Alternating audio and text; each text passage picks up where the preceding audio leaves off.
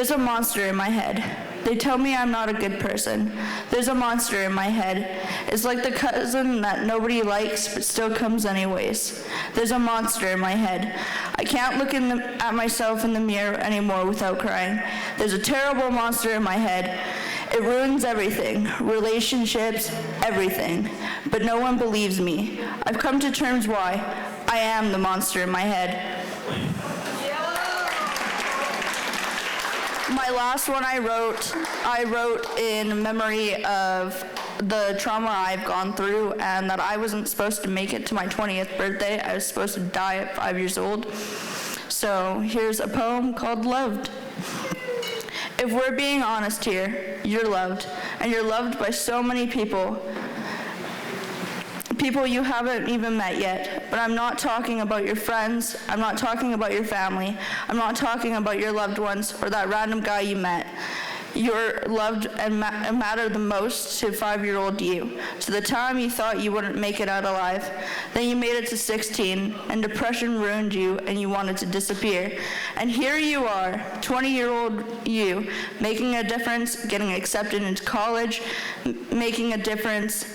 You are loved, and I am happy to see you're making yourself prouder than anyone ever was. Hello, everyone. So I have 2 poems for you today. Neither of them have names. I was told of a garden that could be reached by only the greatest. In order to see the garden, they told me I had to be something. And so I searched the world for something to become, something to make me worthy. Claimed adjectives to recite when asked who I was, to prove my worth. They told me it would make me complete, but I was still left empty, so I searched more. Stretched myself thin, felt the crushing weight, the pressure building, do everything, be everything, and I did. I came back and told them everything I had become, and they said it wasn't enough. I had given myself up, and it still wasn't enough. And so I fell to my knees, raised my hands to the sky, and professed, I am nothing. I shed the skin of everything I had tried to be, felt hot tears slide down my cheek, heard them land on the grass below. I felt a warmth embrace me. Where my tears had landed, sprouts began to form, bloomed into beautiful flowers. I was in the garden, heard, understood, loved, united with the everlasting. Thank you.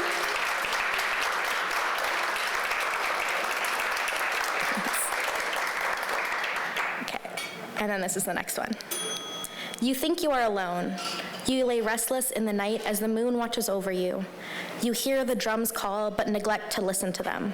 You ask questions but refuse to hear an answer. When will you be ready to abandon that self, to transcend? The lion's mane and mighty roar show strength, but to be sure. But the bumblebee humming as it works produces honey sweeter than the flesh that contents the lion. Which self do you wish to feed? Which path will you choose to travel? When will you finally accept the light? When will you finally become who you know you are, who you know you were meant to be? When will you wake up and drop the facade? When will you accept that you are not alone? You feel the love that surrounds you. Now embrace it. Thank you.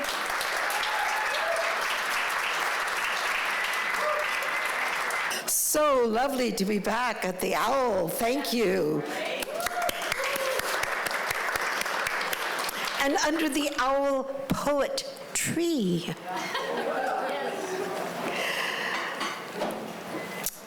We'll lighten the mood slightly. An absent spring blizzard. I wrote this on April 10th when it looked like we were getting a blizzard and we didn't. The howling sky bites my hands and face. Picking up wind-blown trash has chilled me.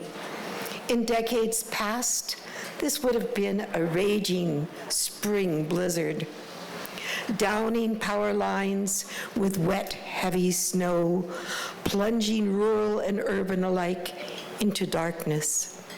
Sliding cars off highways into ditches, causing whiteout, head-on collisions.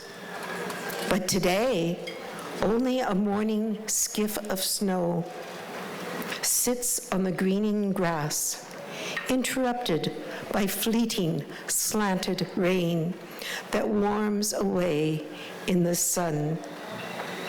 I tell the cashier at the jeans store, it's global warming.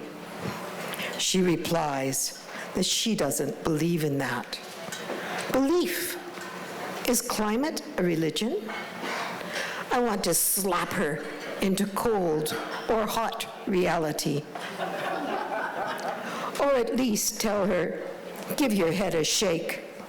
As I once was told when I was young and naive and said stupid stuff. I do neither.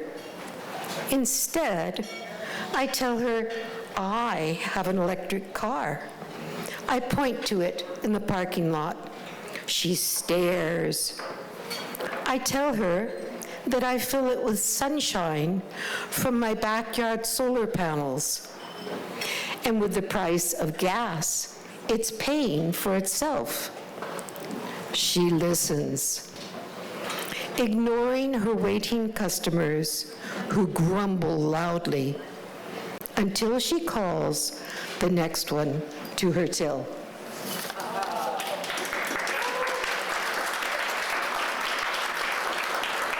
Thank you. Now, I'm sure most of you are with me in feeling the pain in the Ukraine.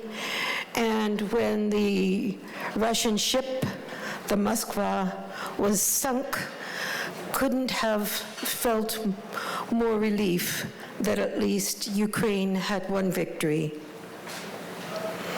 So in response to that, I tried out a new poem form. It's called the Pan Tune. It's in the form of four-line stanzas, and there's a lot of repetition. So, the crew of the Moskva, disbelieving sailors listen as the stealthy missile nears. Its nose cone in the sunlight glistens. Collision, the firestorm appears.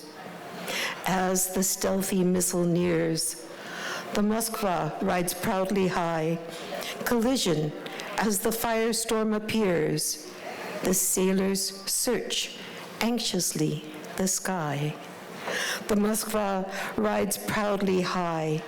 Before she slides in darkness down, the sailors search anxiously the sky, unknowing that this their day to drown.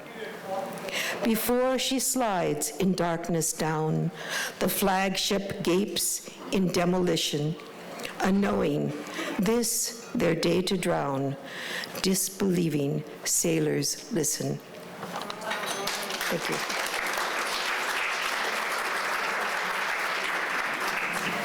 Okay, I went with the prompt, so this is what poetry means to me. Secrets locked away forever. Ice-cold chains restrain their movement, more than enough to suffocate them. These chains only grow and grow, heavy and restricting enough to cast a shadow over your soul, and so suffocating that death is only a single lost breath away. But unspoken words unspeakable can never risk direct expression. Through poetry, words become veiled, outlandish and phantasmagoric, transformed to a fantastical world where the only truth is the one that becomes lost within your heart. Through poetry, we attempt to capture just a fragment of our feelings, to hide away the logic and details, leaving behind only the raw emotions, to dance freely upon the stage. A metaphysical wonderland, where only by expressing indecipherable words can meaning ever be deciphered. A multiplicity of meanings, stretching beyond the primum mobile, to a realm where souls themselves become unsouled, freed from truth itself, where logic and dialectics can never reach. No amount of scientific investigation could ever prove or disprove the contents of a poem written from the depths of one's heart. And no one has any right to destroy or expose the spoken truths of the innocent. Through poetry, cast off the chains. Breathe deep to destroy the threat of death. Rejoice in freely spoken words to ease the suffocation of secrets. Veiled as they may be, in this party of supernatural sources, secrets need not be secreted.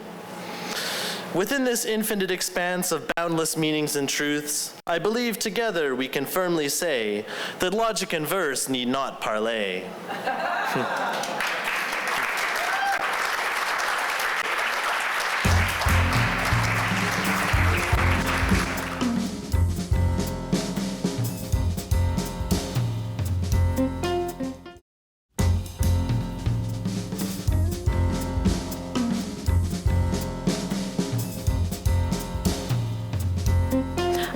I might go really fast. I'm very sorry if I do. All right. If I don't love you, you'll watch me fade slowly, then all at once, like a t-shirt put through the wash too many times, like how the stars blink, blink out with the coming of the sun. If I don't love you, I won't tell you. I'll let you find out in drips and drabs as I slowly, imperceptibly distance myself from you. You won't even notice I've gone. Just like you didn't notice I was there. But if I love you, it will be the same, okay? There will be unanswered texts. There will be broken plans. I cannot be the thing that stays. I cannot be the star that lingers after dawn. I cannot be the linear line. I cannot live in your house, have your children, and grow old with you. I can't. Please don't ask me to. If my heart drew its map, there would be a giant missing piece. The person who lived there, they took it with them when they left. And the way they left was not so much a leaving, it was a staying in one place, it was omission, it was a no longer needing, it was a sign reading, the position is no longer available. It was the most backward way of leaving, and it was in such slow motion it left me breathless in the car, parked outside a house that wasn't your house and it wasn't my house, but I'm in the car crying and swearing, because how can this be? But if I don't love you, I will disappear. I'll even make it seem like it was your idea, as if that makes it easier. I'll disappear so you can forget about the short girl who always wore the wrong shoes, walked 2 steps behind you, and always had a runny nose. If I don't love you, if I pretend to love you, if I love you, if I love you. Thank you. Good evening. So, 2 poems. They're a bit older. Those of you who were coming to online readings may have heard them. Sorry. The rest of you, they're probably new to you. So there was this prompt. There are all these prompts on Facebook. Where would you, what food would you never eat, and what superpower would you like, and this and that. And my answer to that is always, why? Why are you asking me this stuff? Anyway, this was a prompt around, I guess, if you could have a superpower, what would it be? It's called magic pills. 4 magic pills are on the offer. If you could choose only one, which one would you choose? A, to be invisible. I am so loud. Even if I were invisible, I could not keep my mouth shut. Invisibility for me would defeat its purpose. Besides, it took me a century to get to love the way I am. Please don't make me look anything different now. Now that I love to see myself in the mirror, I need to see myself in the mirror. To be a mind reader. This superpower is moot. Today, people constantly spew their informed, Google-searched, YouTube video-based opinions. You don't need to read their minds, y'all. They expose their minds like the freshly skinned turned inside out. And its looks, smells, and tastes like pure rotting, run over skunk, poor skunk. Which crazy would want to be a mind reader today?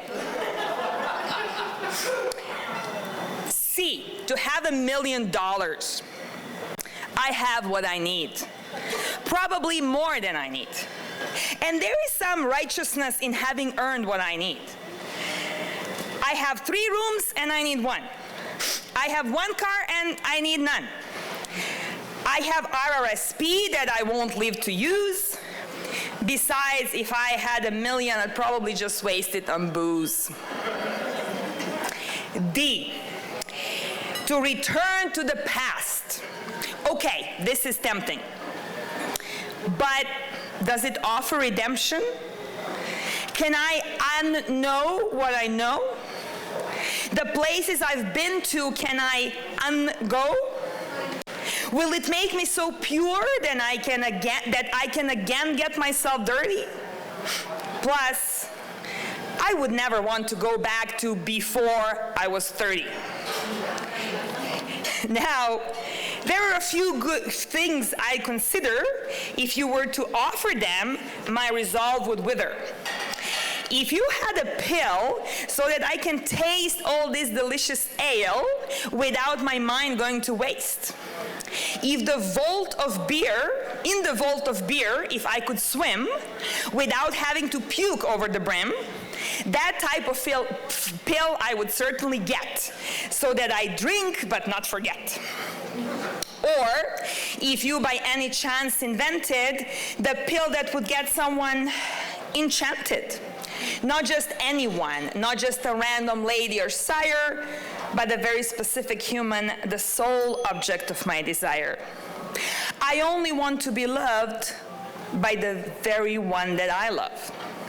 So move along, be gone, you superpower merchant, that you cannot possibly produce what I could possibly use. Of that, I am positively certain.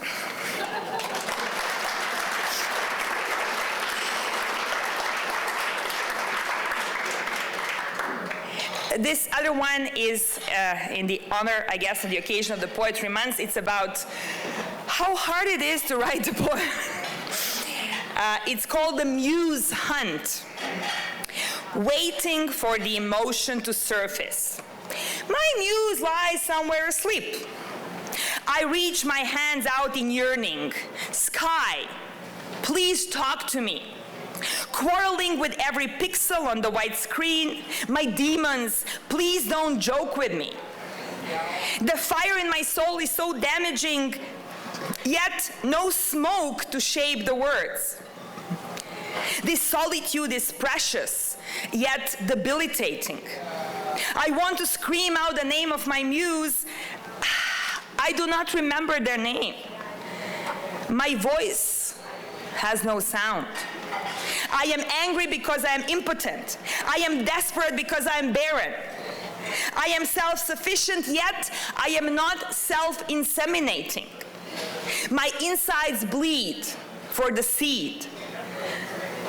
The seed to germinate a word. 1 word, 2 words. Which words? I beg Eros to come to me. I dare satire to talk to me. I invite Zimmergy to walk with me. None of them cared to stay with me. By now, I am rolling on the floor in pain. The kidney stone won't pass. This gas bubble is trapped in my colon. This fetus won't leave the womb. Does this require induction? Will laxatives give relief? This word has got to come out before my womb ruptures in 2 and I bleed out. Is it my blood you want? Muse, what is your name? What kind of muse are you? Have you no training? You are supposed to be more seductive, less elusive, more supportive, less reclusive, enabling, caring, teasing, daring. All you left me is a wet blanket to cover me. Such a cockblock you are. I toss and turn all night, feverish. Are you really here, or is it just a shadow? My demons, don't play tricks with me. The sudden daylight break shocks me. Look, I've laid an egg.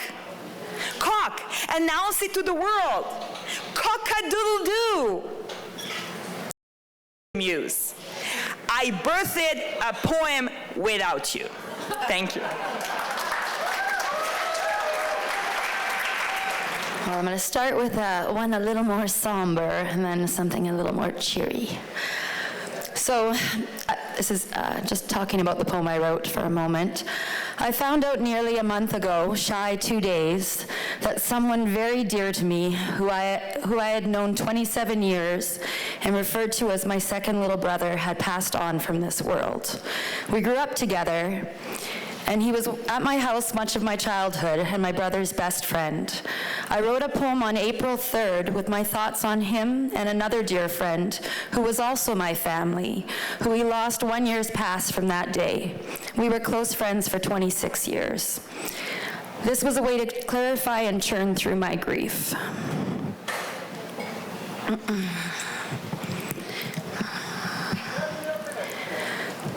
I'm just gonna hold the mic for a second.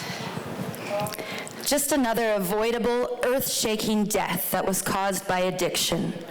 Human beings and their devices, dependencies, and relentless vices that melt down our organs and cause the premature demise of something so exquisite and precious, life on this planet, your presence here, this gift in the blink in which it sweeps by, our moment walking its vast surface, our existence, something with immeasurable value that many minds can't collectively grasp and clearly view. Life of all sorts and sizes must be revered and cherished. Homo sapiens will evolve along the parallel line to the relevance and importance we place on all human life, the creatures around us and the planet we inhabit. How can this be such a slow process? It is perplexing. How can we ever hope to evolve when so many of the species are intertwined and intertangled in toxic substances, self-sabotaging behaviors, blinding greed and hatred? Where is hope? Support systems are broken. So many are fractured. Investing in these causes will only rise society as a whole. The path to longevity, fewer perils, serenity. Still, how hard is it for humanity to work for the common good? How is their pain only calmed by the poisons which cause greater agony and loss? Those sparkling gems of people and connections that truly deserve their old age time here. It is so unfair that we're so quickly slip onto pills and into liquids to comfort our troubles and numb what tortures and ills. In the end, that is what can so often take that life and make that final striking blow. Without reform, it's just a waiting game for the darkness to claim victory over their bright and beautiful light. We've all lost enough to this black, all-consuming beast. What will it take for a change to ignite and some sort of order in this chaos to be seized? Thank you. Okay, and this is one for the homework about what poetry means to me. And I wrote this about 10 days later. Poetry, for me, has always been a release, a way to heal and deal with the most heartbreaking moments, or a way to articulate deep realizations, a channel to express wonder and awe, or a place to fixate your mind when the whole world starts spinning faster, a focal point for wisdom and knowledge, the grand takeaway sketched out in letters displayed to convey a deep emotion, a revealed truth, or a jestful outlook, a slanted alternate angle that somehow soothes my soul with every read when I'm proud of my words and I don't dabble on the way it shall be received. Composed from that oh so crucial purity, sincerity, I have the power to take darkness and somehow transform the black, soak it out into stanza, pour the pain or pleasure out onto the pages, and truly understand my perspective. Painting that picture, cultivating your mind, thoughts stream out and cadence aligns. The message, the rhymes, and the flow work in synchrony. This ability to give openness, coping mechanisms, and cognition the master key. That's what poetry means to me. Thank you. I guess it was a few months ago. I began watching a lot of old foreign films, black and white often, just out of curiosity, and really began enjoying some of them. This one is in appreciation for Pedro Costa, who I believe was a Portuguese filmmaker. And I've called this one The Quivering. It's loosely based upon some of his work.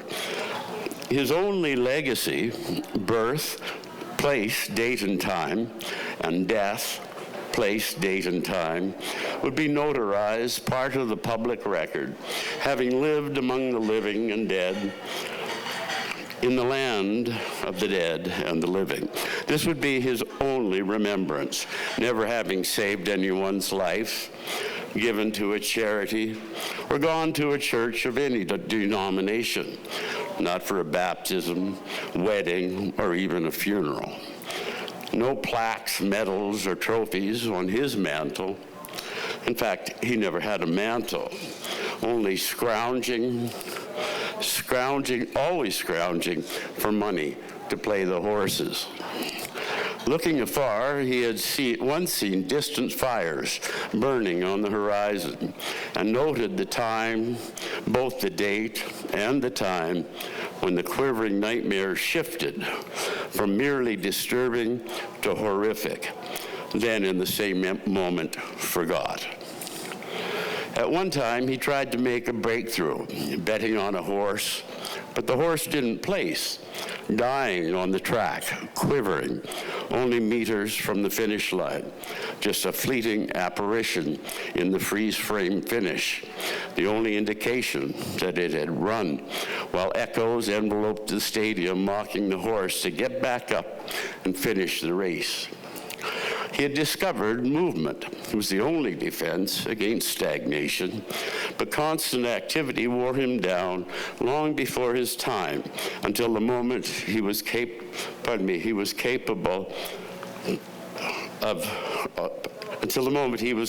only of uncontrollable quivering.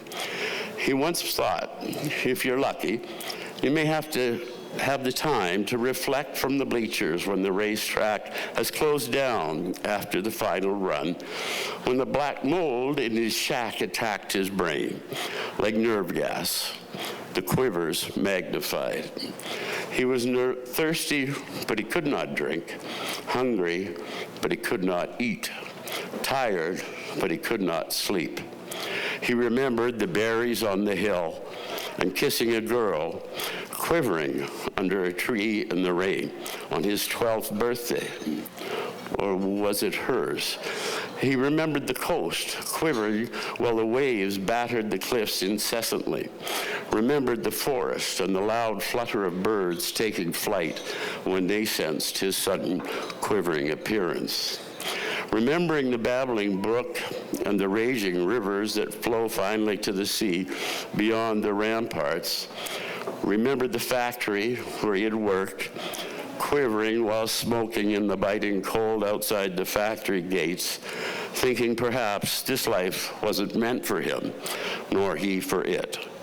Then eventually he remembered only the quivering, until finally the quivering stopped. That's it. Thank you.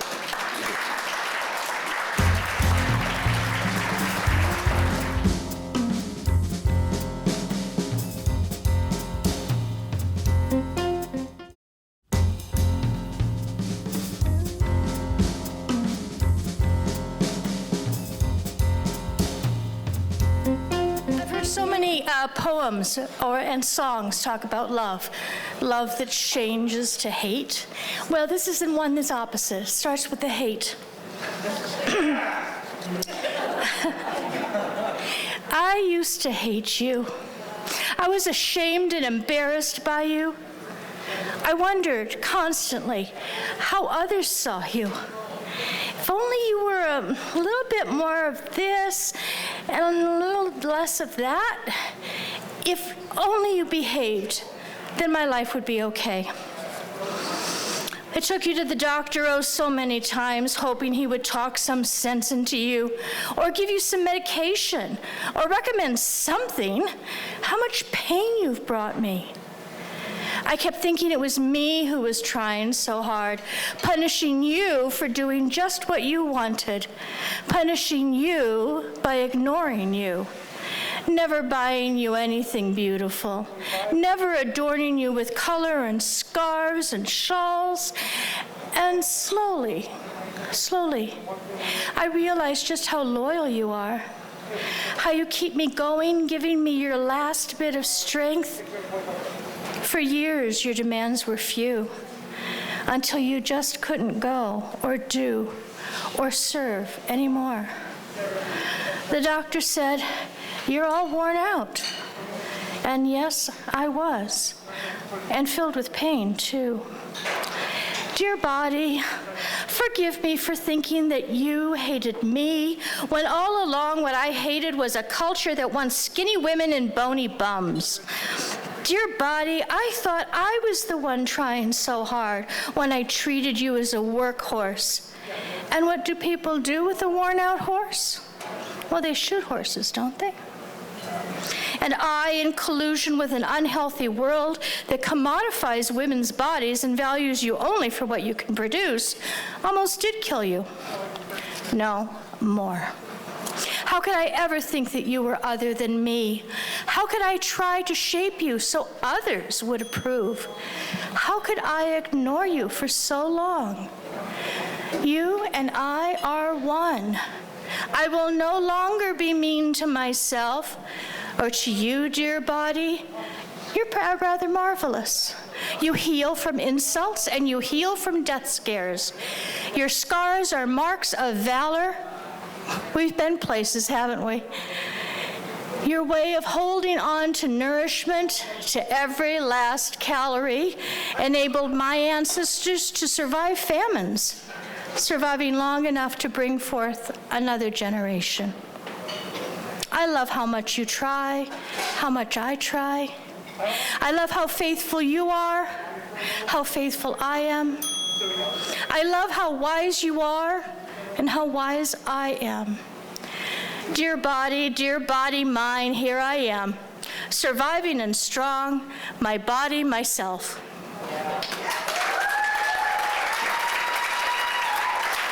So mine is called here.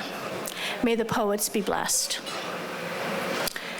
May the poets be blessed. May the poets find the words that are begging to be spoken. Words to lament, words to witness, words to move, words to confront. May the poets write the words that we need to see, words to ignite, words to inspire, words that challenge, words that tell it like it is. May the poets speak the words that others cannot say, words to cry out, words to console, words that caress the heart of the beloved. May the poets be blessed. May the poets find, write, and speak the words that long to be expressed, that many dare not say, that others cannot say. May the poets be blessed. All of you. This one's called I Am Not So Brave in the Night. I am not so brave when it's time to turn the lights off. I've resorted to conversations of David White lulling me to sleep. His lilting poetic cadence calms my emotions, as if his Yorkshire accent were a weighted blanket calming my body. It wards off the overwhelming ache that appears the moment my head touches the pillow. Pillows in my bed where you would lay, in my bed with sheets soft and cool on my skin, sheets that have been washed and changed, and yet still I feel the scent of you on them. Sleep is all I long for, and yet, if it does eventually come, will I find you wandering in my dreams, obscuring reality with the scenes played out, night terrors I blissfully endure until my mind awakens and awareness returns. The Irish poet's voice has long since fell silent. The bed sheets have warmed, and the pillows do not turn in their sleep when I reach for them. The clock now blinks its lonely hour at me. Still many hours till morning, still not enough for rest. Tears squeeze their way from my eyes, soaking the pillows, and again I wonder where the girl who was so brave in the light of day has gone. My shoulders shake as another wave passes through them, wave after wave, until this storm too has run its course. I think I am drowning. I think I can't breathe. Again and again, I scream into the pillows that lie on your side of the bed. Eventually, the feelings will tire. I will turn the poet back on and hope his soothing cadence can again lull me to peace and maybe even to sleep. The girl in the dark is not so brave as the one who faces these demons during the day. So the bedside lamp will stay on, piercing the veil while she holds her pillows and tries to sleep. Counting her breaths and singing about sheep, she waits for morning and the light that will bring a shield maiden who can handle these beasts. Her eyes grow heavy. Exhaustion takes its toll as her mind wearily wonders how many more battles will be fought in this war.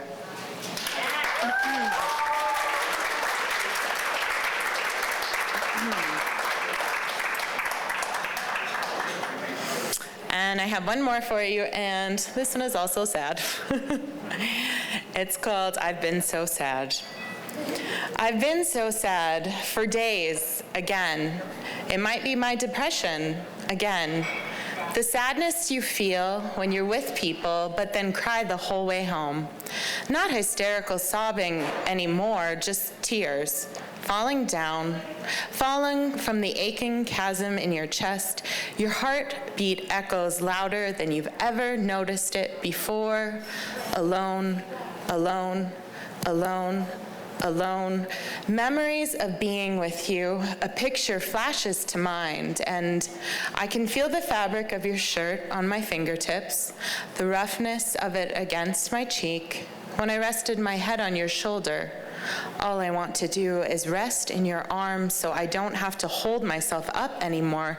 I'm tired, exhausted, yet sleep is still slow to come. I long for rest. I want the heaviness to ease, the weight on my shoulders to lift even just a little so I can breathe. I miss you. My mind is my own worst enemy. Every little thing reminds me of you who is no longer here.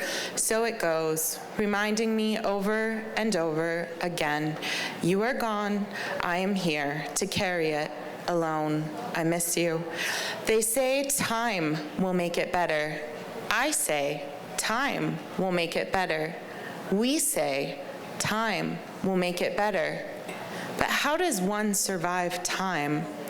Today I am tired and I miss you, and that makes me wonder if there will ever truly be enough time left in the hourglass to ease the missing of you. Thank you. Hello, I am Kieran. It's my first time performing in front of people. So I'm a little nervous, but we got this. I just want to start off with saying what poetry means to me is it's my way to get out the words that I don't have the energy or bravery to let out to people. It's my deepest and darkest feelings, I save. I have two. This first one is called Cold. The last time I saw you, you wouldn't answer my texts or calls, but your window was open, so I knew you were home. You tried to ignore me, but I wasn't planning on leaving until I got what I needed. I needed my cat carrier. The cat carrier was the important thing, but maybe it wasn't truly the thing I wanted to come for. Maybe what I came for was one last look at you to see what I had once called mine. But I don't think you ever truly were mine. You were as cold as the last time I saw you. You wouldn't even look at me. I don't even deserve a look in the eye. You gave me as much respect as you'd give a beggar in the streets, but love, the difference is that I would treat a beggar in the streets with more respect than you would ever give me. And I treated you like a goddess, and I would have never hurt a single hair on your head. Maybe in a way, I wish that you would have abused me physically instead of the mental, emotional roller coaster you put me through, because then at least I would have felt your touch.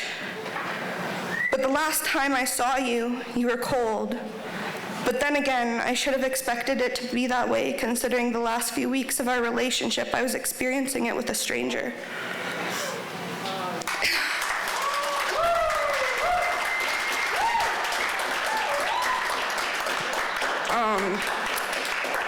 That was my most recent poem. This other one I don't have written. It's just one I wrote a couple years ago that I've really been feeling because I've been highly emotional lately, and I really hope I don't cry, but it doesn't have a name necessarily, but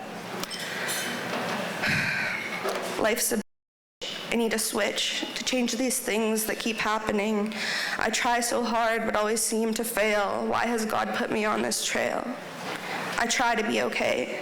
I tell myself it will be okay, but I'm not sure if it will ever will be. I'm stuck here with this mentality. I always put others before me, and I give too much of myself that I don't have anything left for myself. I feel like I'm not living. I feel like I'm barely surviving, but I'm not surviving for me. I'm surviving for those that are around me. I'm surviving for those that depend on me and rely on me. But the difference is I had an aha moment, and now, for once, I'm going to look out for me.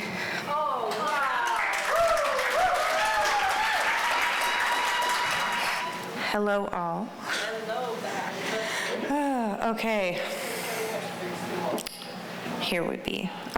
This one's called A Letter to the Girl I Thought I Was. A letter to the girl I thought I was. Sometimes I wonder what your name would have sounded like over his teeth if used consistently. Even when he has to say it, at the doctor's, on the papers, he is not referring to me. Somehow there is a silence, probably in the space where the sixth letter of your name sat. Mine now only has 5. My name now only has 5. Please know, Grammy still calls us Hopperoo, but not Australia, not Olympics 2000, not with a Y, never an I. Sydney, I want you to know that when Grandma calls your name, she knows your chair is empty, but your sweater is still there. Your one blonde streak, your strawberry blonde. I think Mom and Dad are still mourning you. Sometimes they look at me like I was adopted in your place. They do not mean anything by this. I suppose it just proves I never had a right to be mad at you.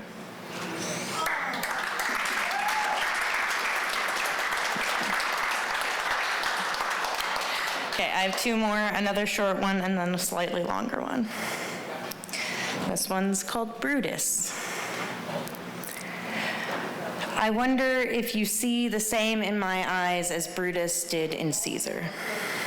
a collection of colleagues led by unwavering blade, the spine a fragile prophet. The nerves spike and the hair stiffens. I know the blade's edge before it is plunged. Tender meat turned butter beneath brass blade. A thank you, in a way, is uttered from pale lips. This cut is a blessing, the clamp against chain. As the shackles hit the floor, no longer. Teeth against my wrists. As the knife is recoiled away and the heart fuel leaks, I realize this is what freedom tastes like. Bloody and bittersweet.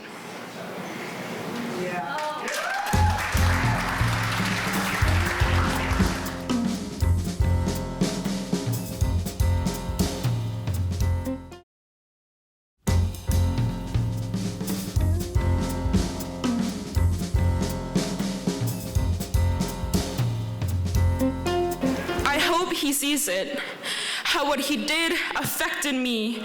I hope he noticed and it plays over and over and over again in his head.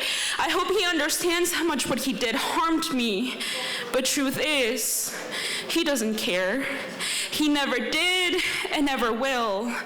I feel bad for her, for that girl.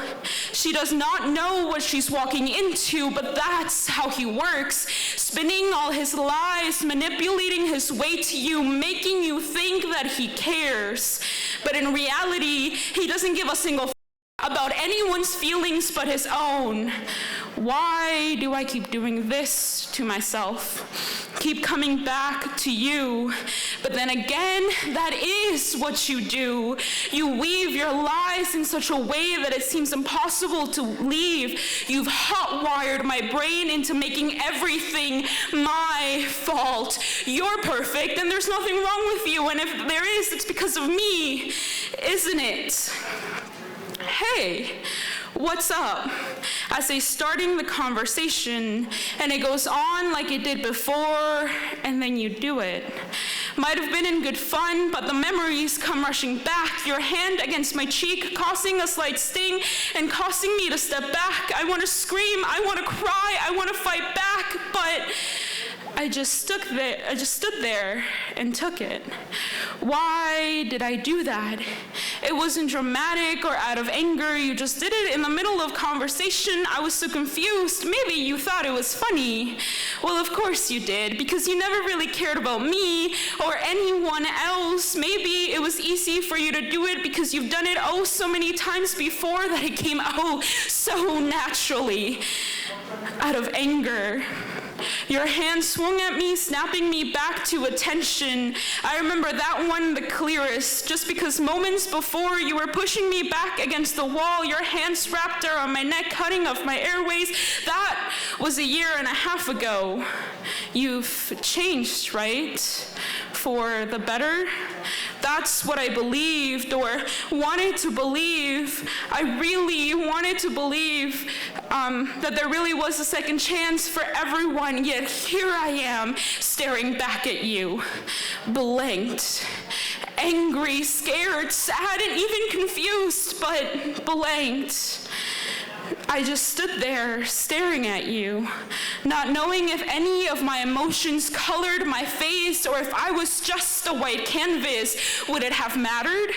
Would you have cared? And now, back to square one, my heart races at the simple mention of your name, not in excitement, but in fear. In fear of history repeating itself. And still, after all of that, I still forgive you, but I won't let you gain control over me again. You're now a part of my past, a faded picture on a wall, a healing scar. Wow.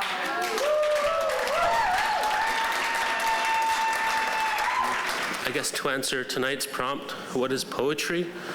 I will quote N. Scott Momaday, who wrote, quote, "Words are names.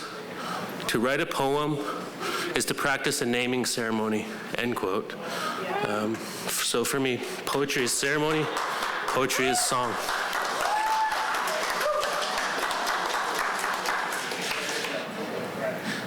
this first one, I guess, is, I'll call it a trickster poem, because I think if Napi was walking around, I think this is the kind of he'd get up to. Excuse me. It's called Dear Miss. Dear Miss, I fell in love with your dog. Do not alarm yourself, please, although by the time you read this, I will have stolen him already. Did you say goodbye? No, probably not, but don't worry. He has a new name now. Sorry, but no hints. However, comfort yourself knowing he sleeps where I sleep, and he eats what I eat. He's adjusting, fitting into his new home like kibble in a coffee can. One question before I forget. You smoked weed with your dog before, right? I'm sorry, I mean, my dog. It's just that, well, never mind. Speak of the devil. Looks like our mutual friend wants some snuggles and a wrestle. What's that, boy? After wrestling, you want me to follow you around with the camera and document your mischief? I better wrap this up. Again, thanks for being cool about me stealing your dog and for not making this unnecessarily weird. I tell him you love him and that you miss rubbing his belly, but I'm sure you don't want to make this harder for me or my dog. So, I'll finally say good... Wait, easy there, boy. Slow down. Okay, I'll tell her. Now fetch me my Sharpie and recipe cards, and I'll get started on those captions. My apologies, miss, for the interruption. The little guy had some last words for you. Consider getting a cat. This scamp! But that's why we love him, don't we? And aw, if only you could see the look he just gave me. Save it for the camera, you. In all seriousness, I think he's right. Consider a cat. Farewell, miss. Sincerely, the boy who fell in love with your dog.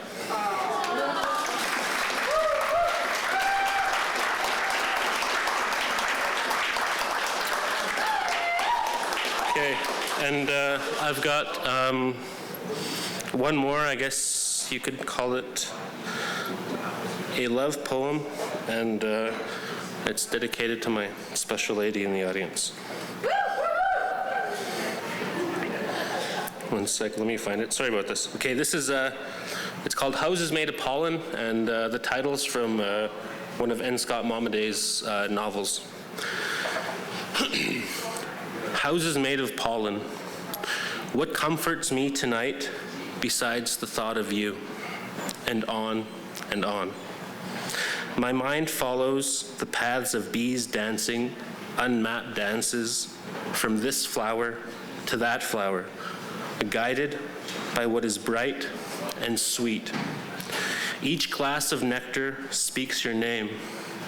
Each pistil sings your fine beater's fingers. I carry your pollen home. I carry your pollen with me. Everything blossoms by accident, and on and on. Thank you.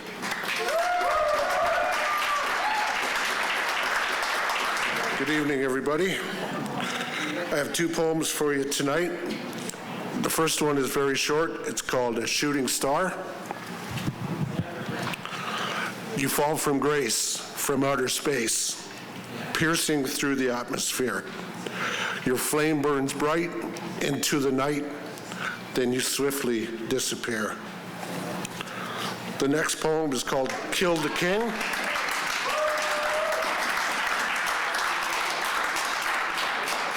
It's called Kill the King. It's about a young Viking warrior who seeks revenge upon the man who's killed his brother. We set sail for 6 long days, warships slicing through the sea. We traveled east to the island where the king rules fearlessly. It's July and it's late at night. 2 of our boats have come ashore. We set fire to the windward side and the flames begin to roar. We pour in from the ocean, dark longboats from far away, creaking, crashing in the chaos as we fill the moonlit bay. The battle cry has sounded. With swords drawn high, 10,000 wide, We swarm up from the beaches, fanatic Norsemen hitting stride. As I fight my way to the keep, the steel of my sword turns red. The acrid smoke fills my lungs as I walk across the dead. The West Village is on fire. We can see it from the tower. The enemy starts to fade, our strength growing by the hour. Killing all for Hector's sake, this new land we will smother. The giant raven brings me here to avenge my fallen brother. I have the power and the glory as my sword draws back to swing. His guards are gone, fled the scene, as I strike bone and kill the king. From the king I take the crown. His gold chalice flows with wine. As I await my next command, the king's castle is all mine.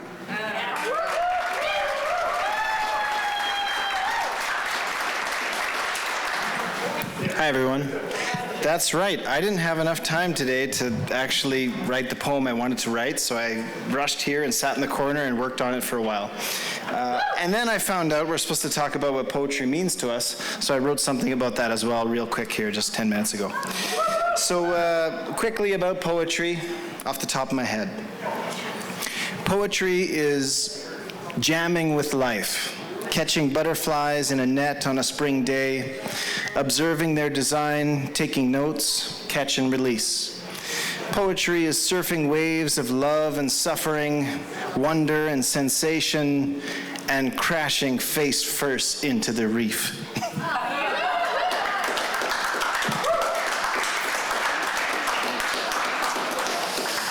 Okay, so the poem I wrote in the back corner there, I title it Fortune Cookie. Okay. Family is more valuable than money, said the fortune cookie I cracked open at noon. Reminded me of listening to my son breathing as he fell asleep beside me the night after he was nearly killed by a vehicle that struck him on his way to school. Family is more valuable than money. At age 38, I'm beginning to understand. Even though I owe more than I have in taxes, I have more valuables now than I've ever had. Yesterday, I declined a friend request from a stranger, a woman I do not know. Today, I learned she is my half-sister, and she has 3 children of her own. And tomorrow, we meet. Thank you.